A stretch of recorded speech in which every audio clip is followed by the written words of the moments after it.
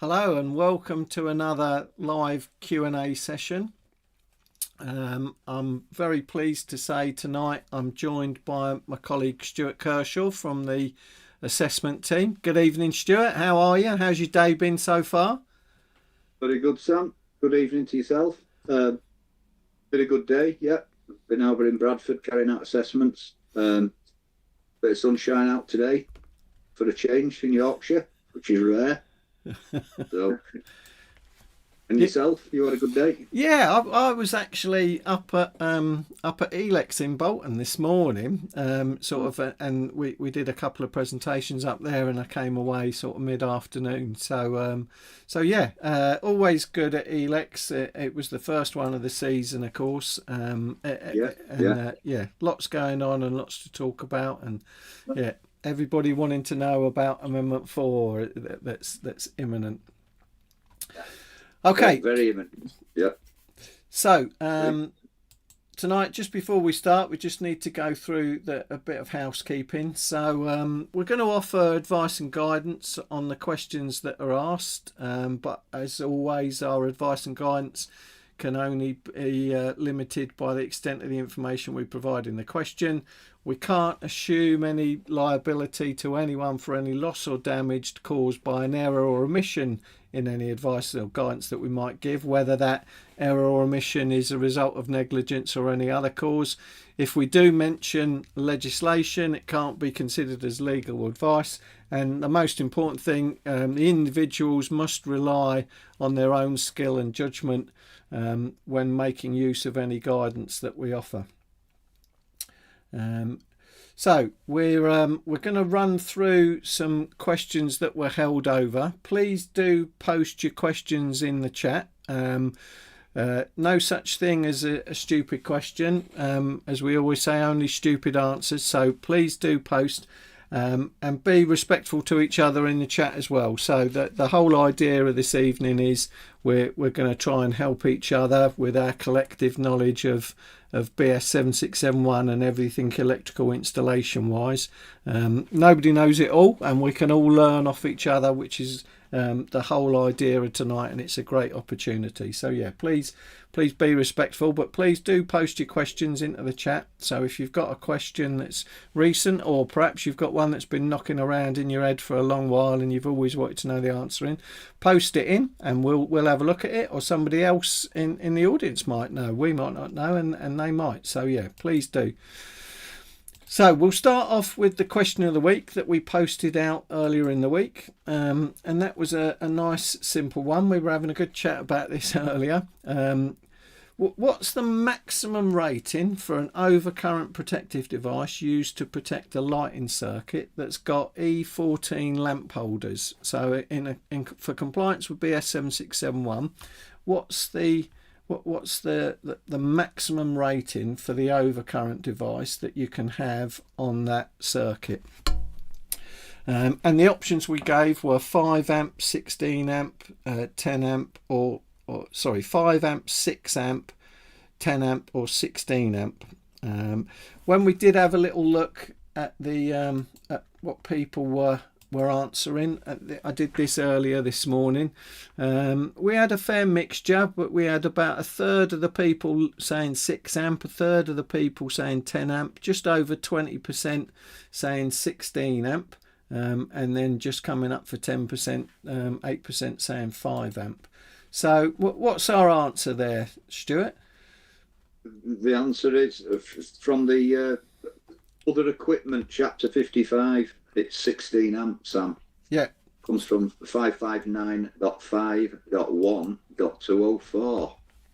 Absolutely, yeah. So it's dead clear, isn't it? And we were talking about that there. This is a thing that we often think that what's that rated? It's to do with the product and the current rating of the product, the lamp, the fitting itself, and of course we used to always consider heat. So yeah, we had a good chat about the old days before LEDs when we really had to think about current and heat, and you had some thoughts, didn't you, Stu? I did. I'd looked at few things that I've seen over the years with the and experienced burning the finger ends off with discharge lighting and metal halide lamps, and these particular type of lamp holders common in low bay fittings with sun lamps, halide lamps, and and one of the things I didn't mention previously was our conversation was the amount of times we had found on the condition reports in the past on commercial properties where incorrect polarity on Edison screw lamp holders, which is obviously part of initial verification and verifying the neutral conductors in the screwed threaded part of the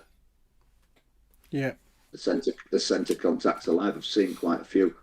And then, interestingly, Sam, leading on from that regulation, there's another one that's .205 that mentions this British Standard 61184, which is where this sort of comes from, the 16 amp rating of the lamp holder, where it mentions a temperature rating of T2 described in the standard, which just a nugget of information is that the maximum lamp cap temperature has to be able to operate at 210 degrees for the efficient operation, continuous operation, and the insulation, etc. And that's applies to batten lamp holders, pendants, ceiling roses, and other bayonet type fittings at B15 and B22. So that ties in with that as well. Yeah. Yeah, and you know, again, we were talking about the heat was a real issue then, and we had to sleeve single insulated conductors within those fittings. We had to sleeve them to provide a degree of protection against that thermal build-up within the fitting. So LED, one of those industry real game changers in that respect. Totally. Thermal damage we've seen in discharge lighting before, whether it be the fabric covered heat resistant sleeve or neoprene. We've seen some very brittle broken conductors, like you said, Sam, when single insulated conductors have been taken into the fitting. Yeah. And we sometimes forget, don't we, because we can get fixated on the domestic world where people are switching on and off lights, but in the rest of the world, commercial and shop fitting and industrial, lamps are on all day, sometimes 24 hours a day, and so then it was a real issue to ensure that you prevented against that thermal damage due to the heat build up. Yeah. Okay, so yeah, please do put your questions into the chat while we're waiting for some questions to come through. We'll have a look at some from previous.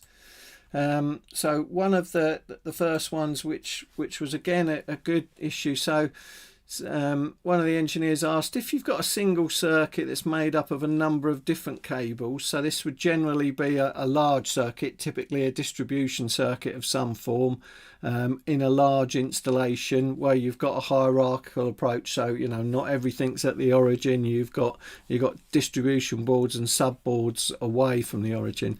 So if a single circuit's made up of a number of different cable types and conductor sizes, due, for example, to allow for volt drop or connection methods, should the distribution board schedule and the schedule of test results record all the cable types and the sizes used in the circuit? So yeah, it's a common question on those large installations as to what do you do, because obviously the model forms, the general certificates are limited in space. So what we've said is that you don't necessarily need to list them all. You should record it somewhere, but it doesn't necessarily have to. It's physically not possible to put it all in that single box. You could think about using additional sheets.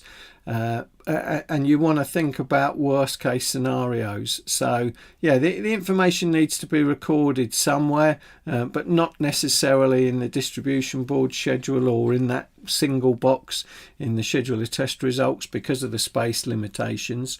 But so perhaps think a little bit outside the box and consider an additional sheet just so that you can record it, because yeah, people do want to know, quite often the whole circuit isn't the reduced size that you get your final connections. It could have been much bigger at the back in particular to cope with any volt drop issues that you might have on a very long circuit.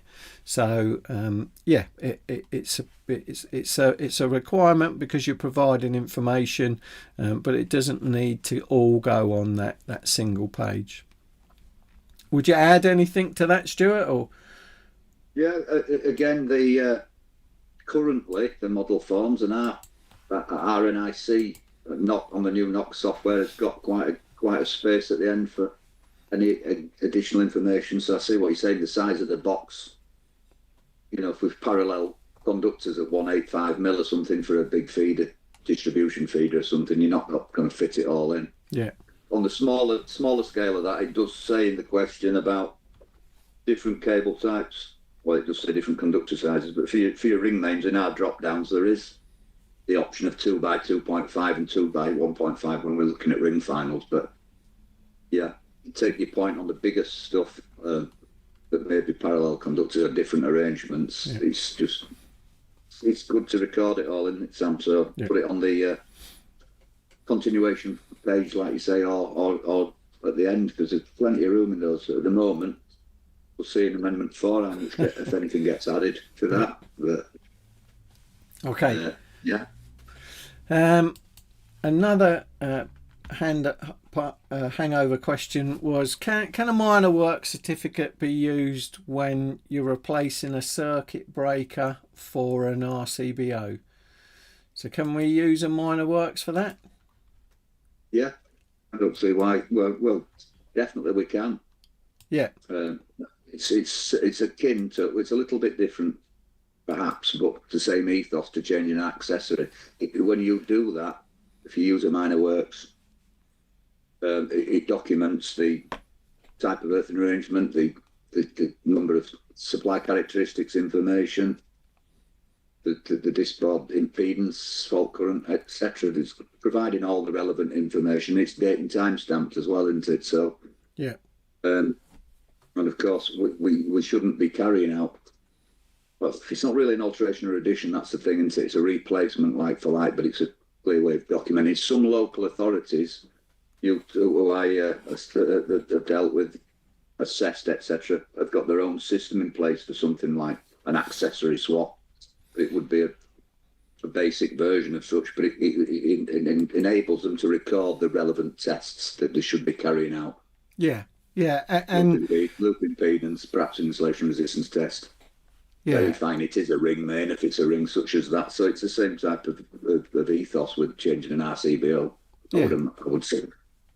Yeah, and we often advise in that even for those like-for-like accessory replacements that aren't considered additions or alterations, you want to be able to record what you've done so that at a later date you can't be accused of having done something else.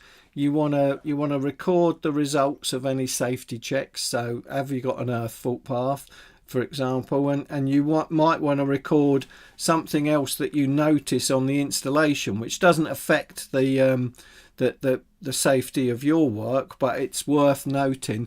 Now, if you want to do all those three things, document what you did, document safety checks, and document comments on the existing installation, a minor works is an ideal form to do that. Yeah, like you say, lots of larger organisations that are periodically doing work have got their own forms, but you can use a minor works even though an accessory change. But if we're going circuit breaker to RCBO, we'd see that as because there's different characteristics there, so that would need to be documented. Yeah. And also, just to add to that, Sam, 644.1.2 does state that any defects, or as you just said, basically any existing defects can be noted down or should be noted down. It does say so in that regulation. Yeah. Whether it be an EIC or a minor works, it's mentioned. So it gives you the opportunity to do that, doesn't it? Comment on the existing. Yeah. Okay. So please do, if you've got some questions you'd like us to consider tonight, please do post them into the chat. We will have time to go through as many as we can. While we're waiting for those to come through, another one that was hung over from before was do cables that are run in ceiling voids require the additional protection of a 30 milliamp RCD? And yeah, great question that we do get asked in particularly in the domestic environment. And the answer is no. You know, there's no requirement to RCD protect cables just because they're in ceiling voids. It's not the same situation as when they're in walls or partitions, and that's because it's seen that you don't get the same perceived risk and the possible risk associated with the damage of impact. So because we all know that when cables are buried in walls or partitions, people might want to put things on those walls, shelves, paint pictures, and so that there are a lot of fixings that then get added to those walls.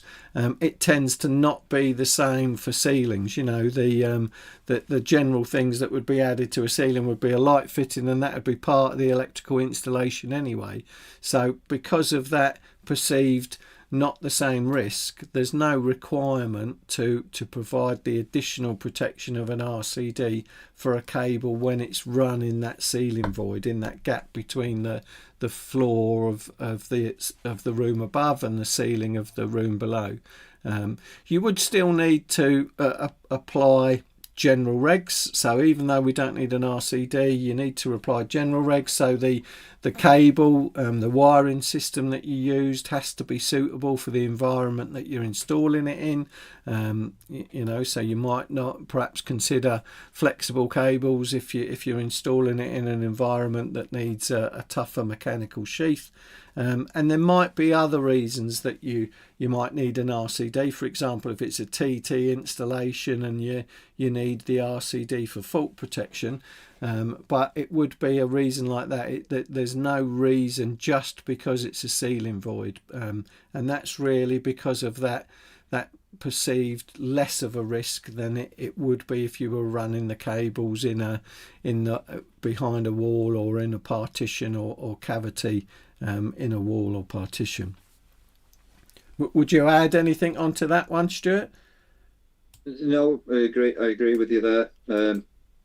Not the perceived risk of impact. Yeah, obviously the other aspect is circuits that serve, but often would be on an RCBO now anyway, because there'd be circuits that serve lighting luminaires in domestic dwellings particularly, and anywhere where there may be a bathroom, circuits that serve a bathroom in a special location. So above the ceiling in the roof void, whatever there may be, 30 milliamp RCD protected anyway for the additional protection requirement of the circuit serving a special location. Yeah. Yeah, and obviously there's other things I've considered with this question, Sam, about questions I've been asked before about on assessments about fire rating, clipping cables above ceilings on new build properties. Yeah, you would be doing that. You should be adequately supporting the cable. But they were then saying, I've had the question: is this a requirement for 521.10202, which is the premature collapse? Again, not necessarily, because we've got this plasterboard which is supposed to have a fire rating of perhaps half an hour, or depending on the type of plasterboard, single board, double board, pinks, plasterboards. Obviously, it's good practice anyway, and cables should be adequately supported anyway. Yeah,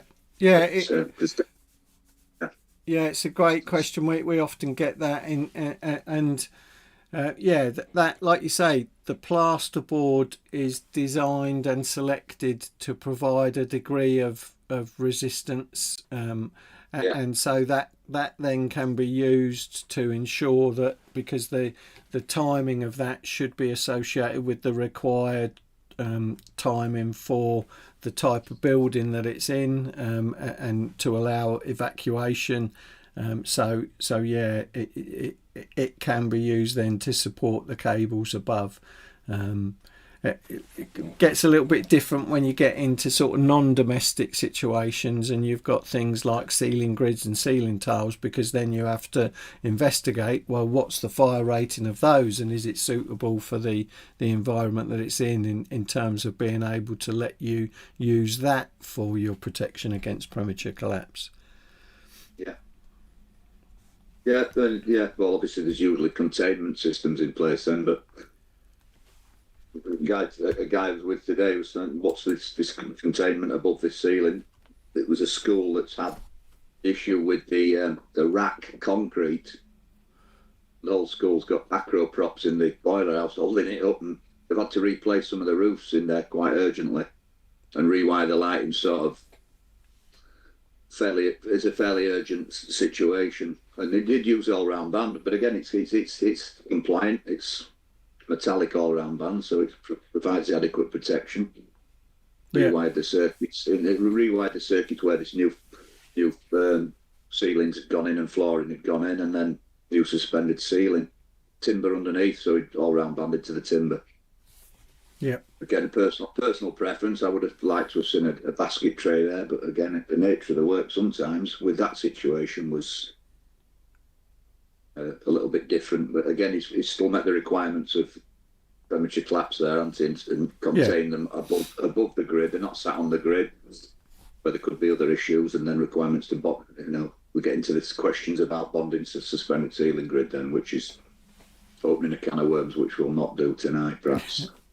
Yeah. Okay. Another one. So please do put your questions in the chat. We'll have a look at another couple before we start to look at those that have come in the chat. Again, a common question that we get, getting more and more frequently asked, is what's the recommendation for the interval between periodic verification or periodic inspection and tests of circuits supplying EV charge points? So what's our thoughts there, Stuart?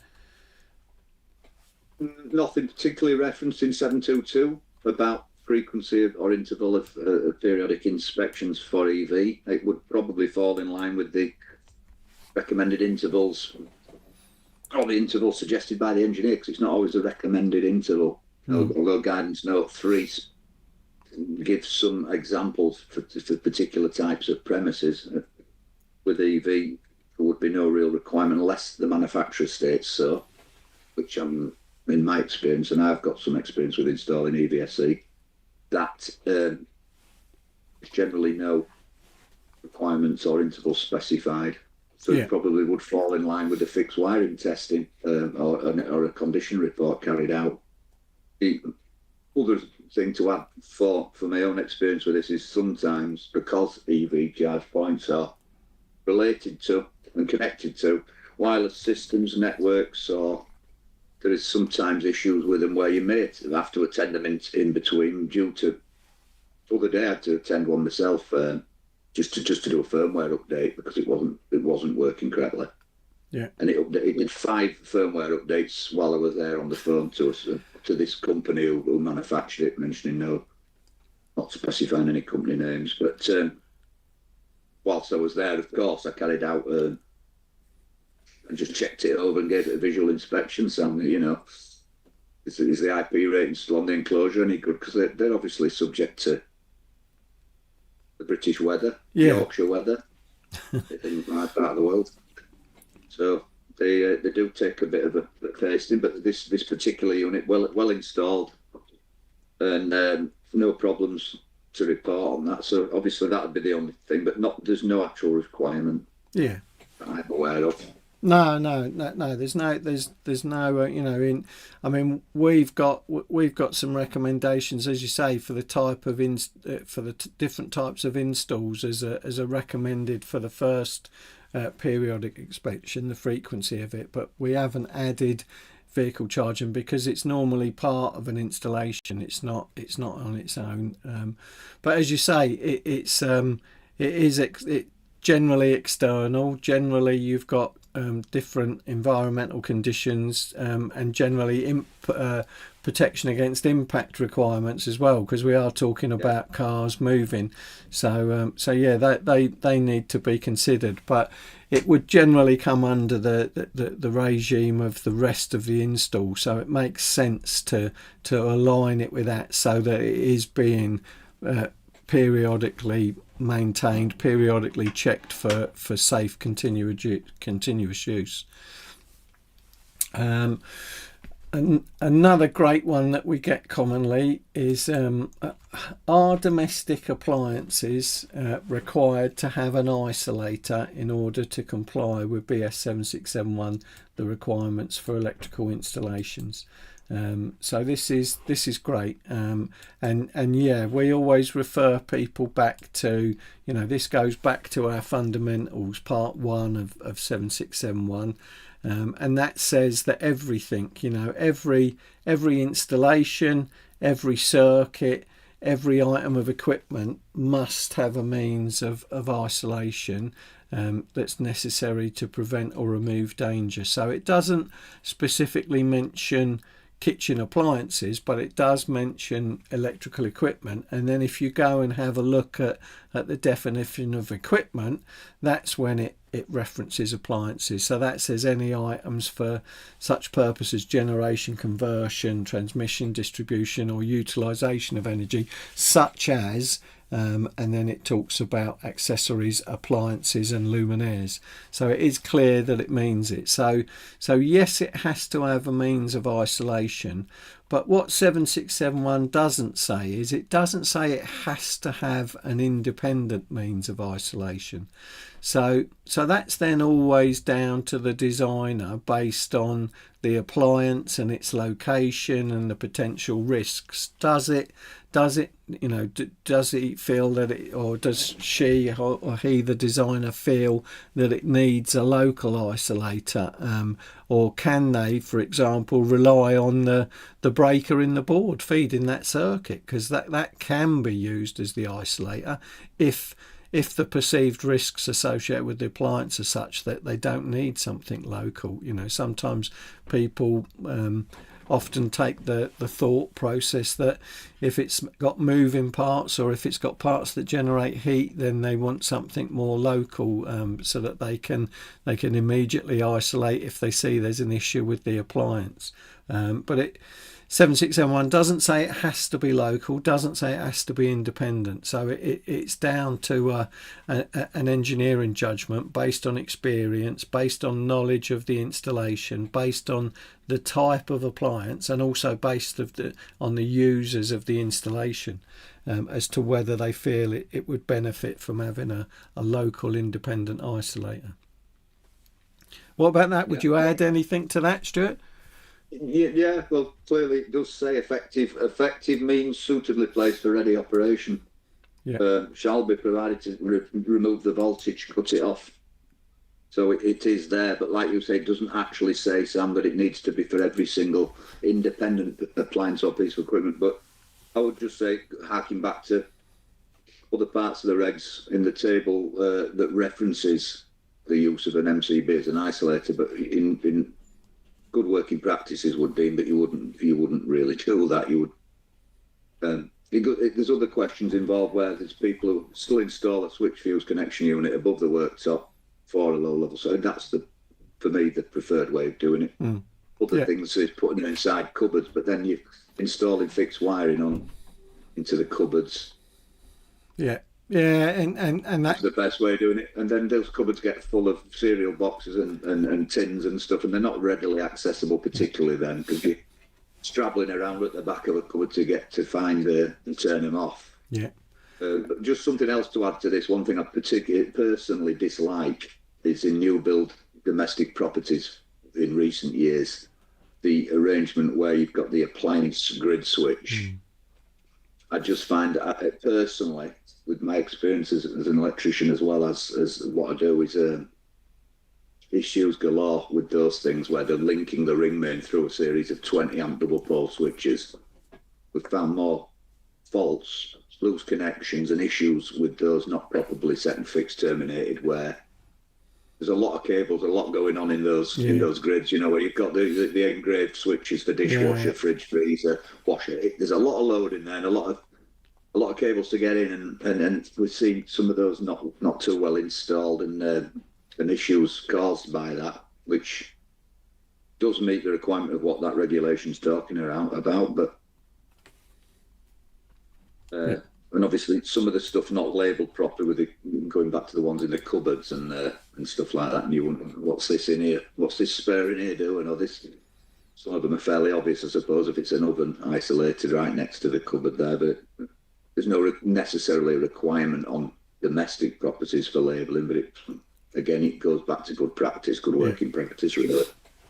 I think, like you say, once you move it away so that it's not visually obvious what it's isolating, then you need to label.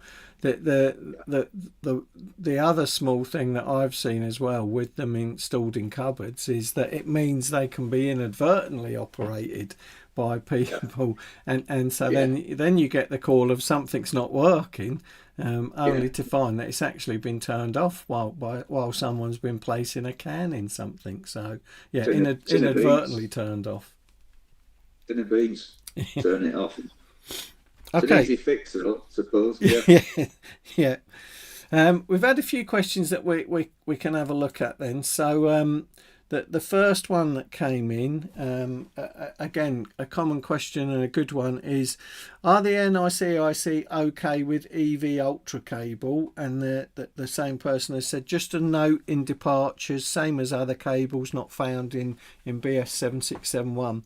So yeah, the thing there is, as with lots of other innovations and new items of equipment, 7671 says you should always use equipment, including cable, that's got a British standard or a harmonised standard, and so we know that there are cables that.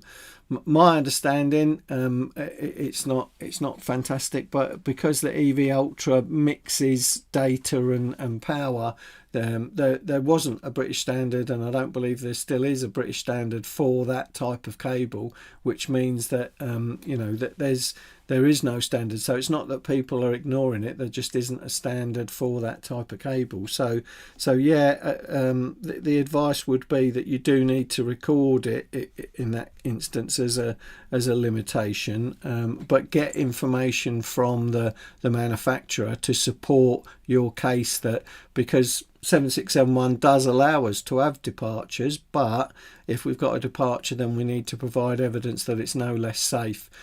So you would need some help from your selected manufacturer for that cable to prove that it has been, it's been through the normal rigorous tests to ensure that it's safe for that installation type environmentally and electrical characteristics wise, so voltage and insulation values, etc. What's your thoughts there, Stuart? EV Ultra? Again, EV Ultra I think is a great idea. It always goes against the grain from previous things we've been taught, segregation and BLV, and they're claiming it's compliant, but some of these manufacturers are slightly misleading people by saying that on their websites that they've got this standard, it's got a kite mark, and it's got this UKCE approval. When you read it in detail, it hasn't got a British standard. It can be slightly misleading. Yeah. So probably where doubt exists, I would say to record it as a departure. I wouldn't have the same issue with anybody using EV Ultra cable as I would have with somebody using SY, perhaps. Yeah, because it's not for that environment. SY, people. SY just fails on so many things for most of the environments that people use it in, and EV Ultra is sort of fit for purpose. It's a similar thing with this other cable that they're using, an NNYJ and High Tough and all these. I read some data recently on those cables, and as good as stuff as it is, again, the manufacturers look to be trying to mislead people a little bit to sort of say that. And a contractor I had a conversation with, and he said it's got a British standard. He showed me the data sheet. So, well, I would still advise that that's not a British standard recognised. It was very, very ambiguously worded. So I said, if I were you, I would accompany the data sheet to the people who've done the job for. And he had done. The guy had sent the data sheet to his client. Yeah. Like to cover yourself, I would still record it as a departure, because as far as I'm concerned, it hasn't got a British standard. That stuff. Yeah. As good as it is, it's robust, solid stuff. It's almost as strong as it's not as strong as an armoured. It's not got that same mechanical protection, but it's a very good, robust sheath on this flex, this high tough stuff that they're using. Mm-hmm. good stuff, really. It seems to be. Okay, another question that's come in tonight, quite an interesting one. That it would be one of those ones that you definitely want a bit more investigation and information. So the engineer has said, in the case of doing some testing, and they discovered that there's something like 5 to 10 volts that they can see on the CPC of socket circuits.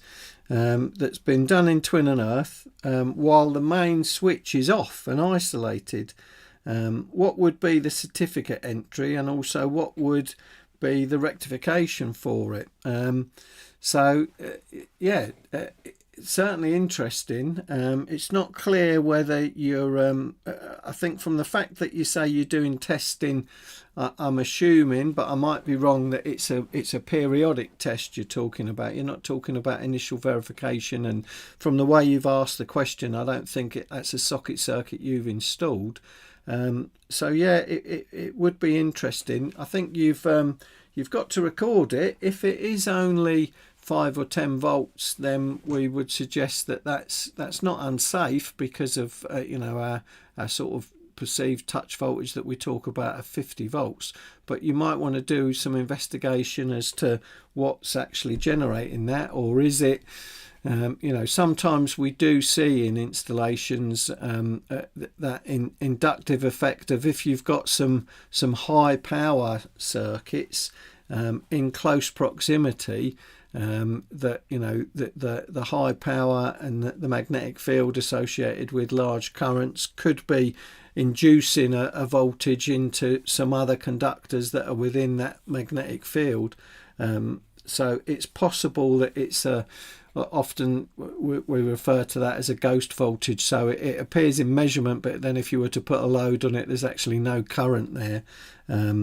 But yeah, it warrants really a little bit more investigation. If there's nothing plugged in to the socket circuit, and there's no supply because you've isolated it, then it must be coming from somewhere else. And it's possible, you've not said there whether this is domestic. I know you've said there's sockets, so we kind of think domestic, but it could be industrial, it could be commercial, and therefore we might have some larger circuits somewhere else, and we might be getting an induced voltage.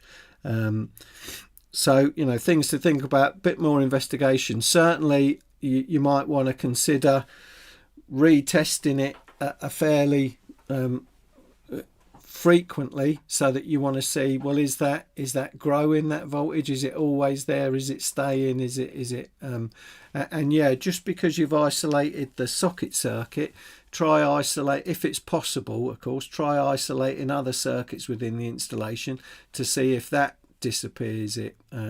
So yeah, bit more investigation. But yeah, on the fact that it is 5 to 10 volts, because that's below our touch voltage of 50 volts, we wouldn't have concerns about danger to the users of the installation. But you'd certainly want to know what it is and where it's come from, and you'd want to do some testing to see, is that something that's growing? Is it going to get larger over time because of the fault that's generating it? Any thoughts you'd think there, Stuart? Any thoughts you'd think? That's terrible English. Sounds like an induced voltage, yeah, like you say, known as a ghost voltage. And if it's not generating any current, there's not particularly imminent safety issue. Some things that we need to be aware of or careful with is carrying out safe isolation. Now, there's particularly on PNCS arrangements, we need to be looking for diverted neutral current a little bit more, be a bit more aware of it, I think, using a clamp on ammeter and things like that. But as you've said, if he's got everything isolated in the board, is there any other boards or any other adjacent live supplies? It's not said the type of premises either, or but if it is induced from another circuit, we're looking to try and identify which one's causing it, and further investigation, really. Yeah. Hence, probably, if it was a condition report, there'd be an FI, definitely an FI worthy to be noted on that, and some more information put down. Yeah. You want to know, really, like you say, or like you said, increase the frequency. Or again, if it's a condition report, we mentioned this on a previous Q&A. Have we got any access to a previous report? To see if, possibly. Like you say, it would be really interesting to know if that's always been there, or if it was, a volt before and now it's 10. So it would indicate that something's deteriorating and it's making the issue worse. Yeah.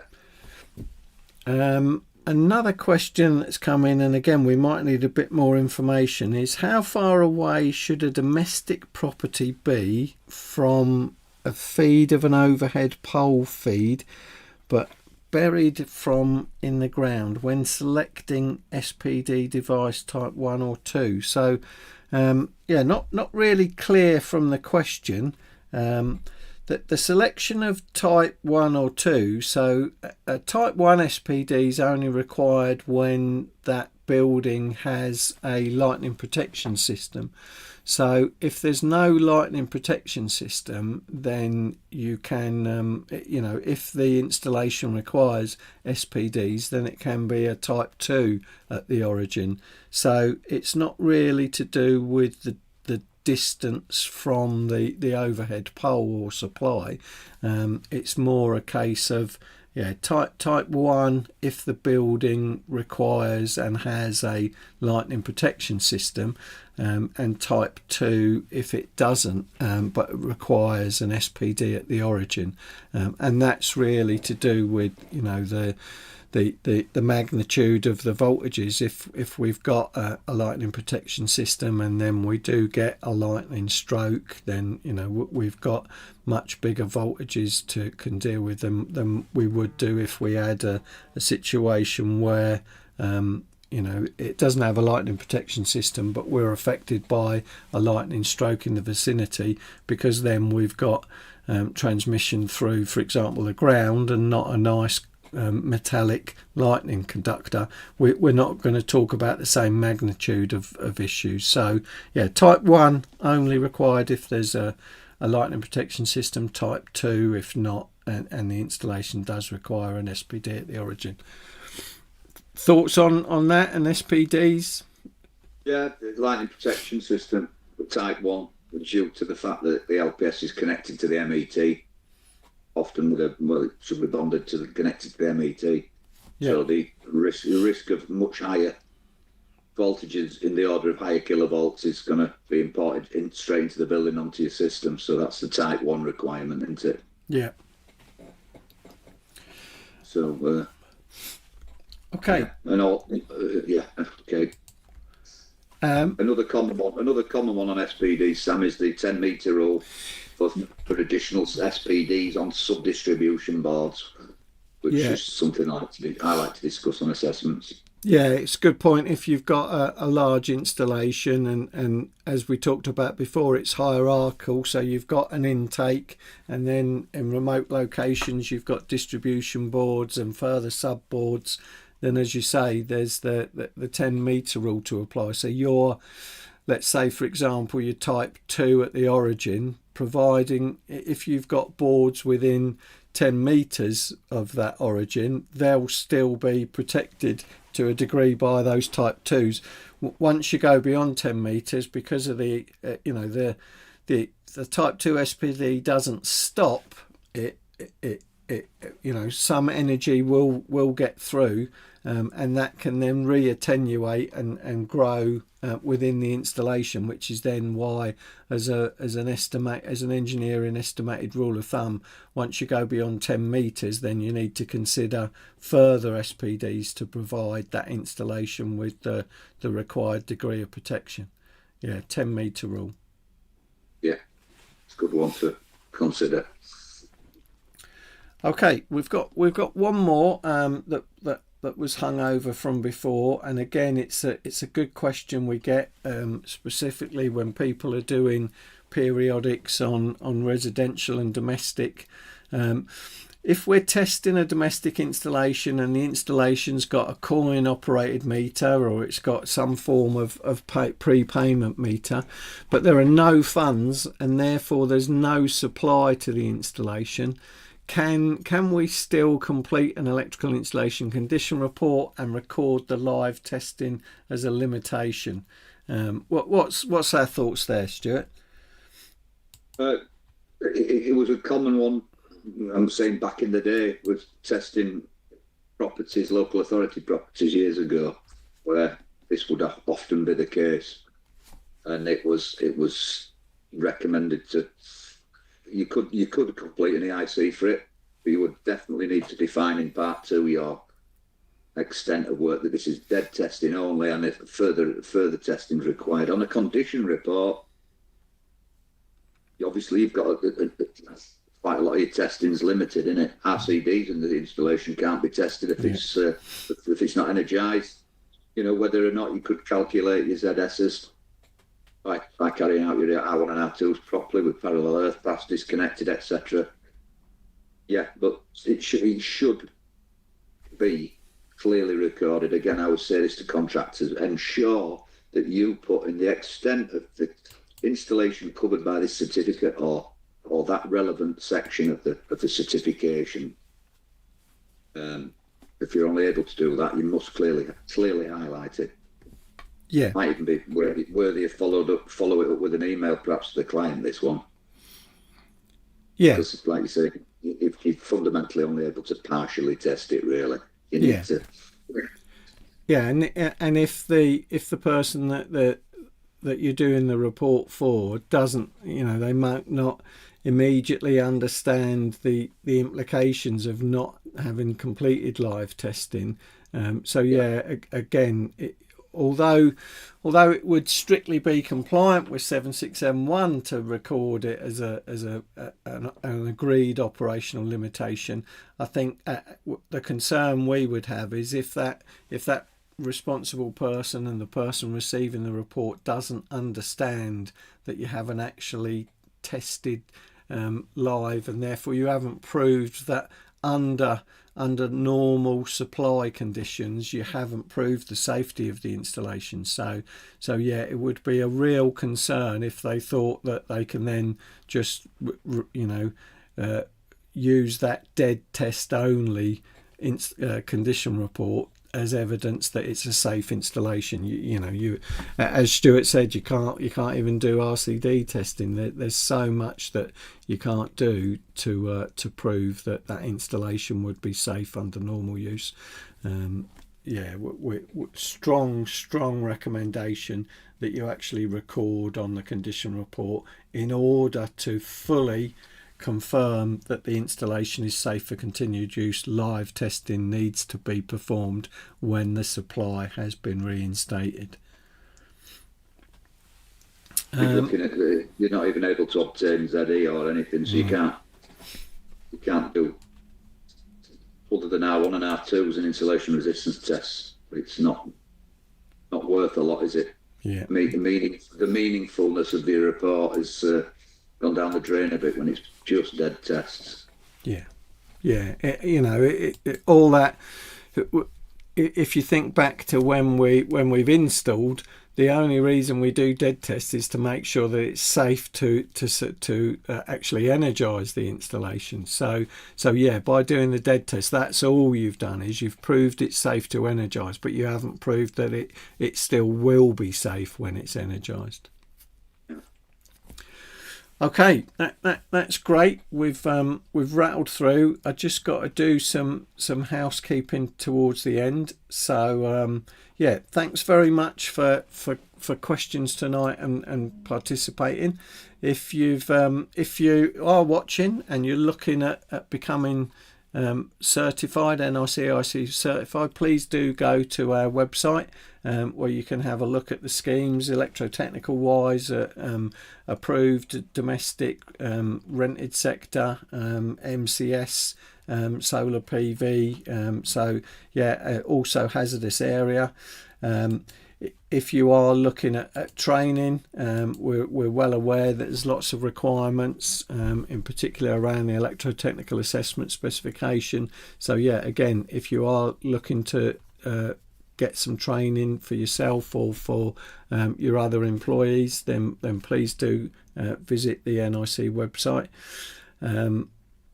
We've got another one. We run these live Q&As typically once a month in the first week of the month.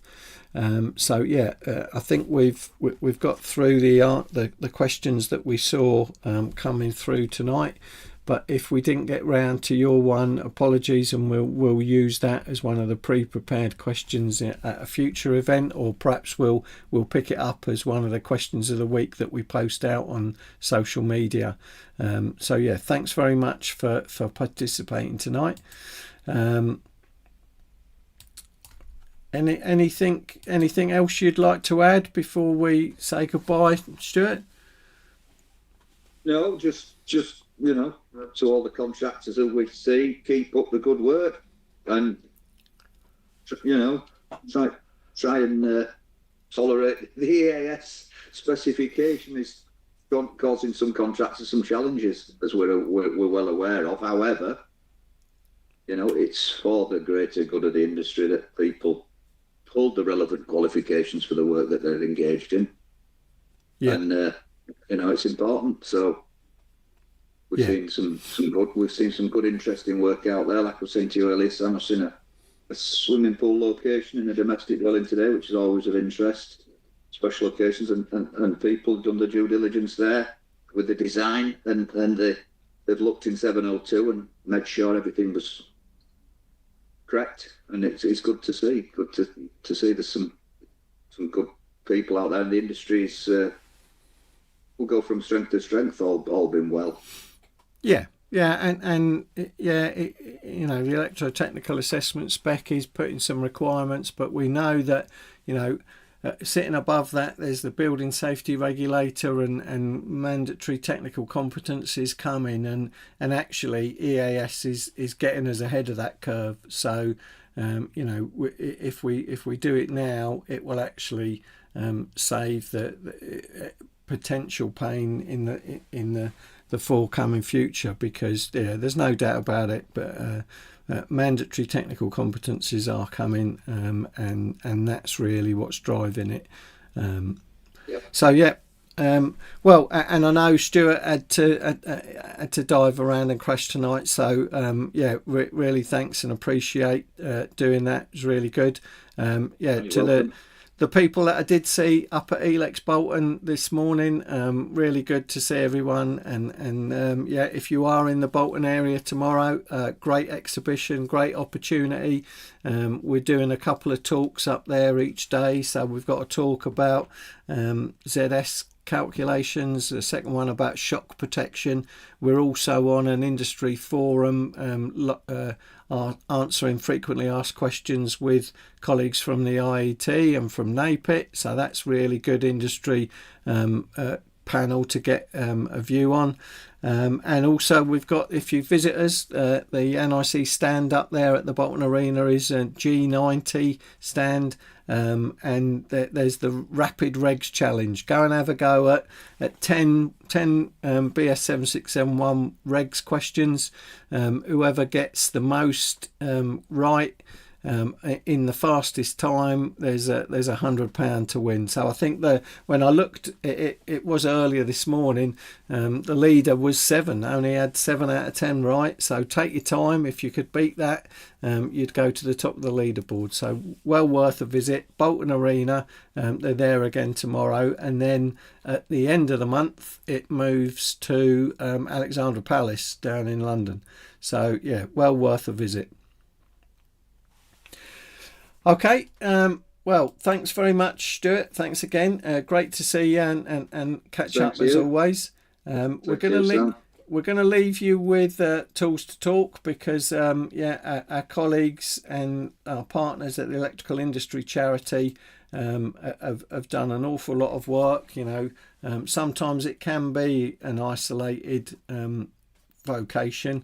if you're a sole trader working out there, yeah, please do. And those that are not sole traders but come across sole traders, please do have a look at that toolkit of tools for talking, and please do look after yourself and look after each other. Thanks very much. Thank you. Good evening.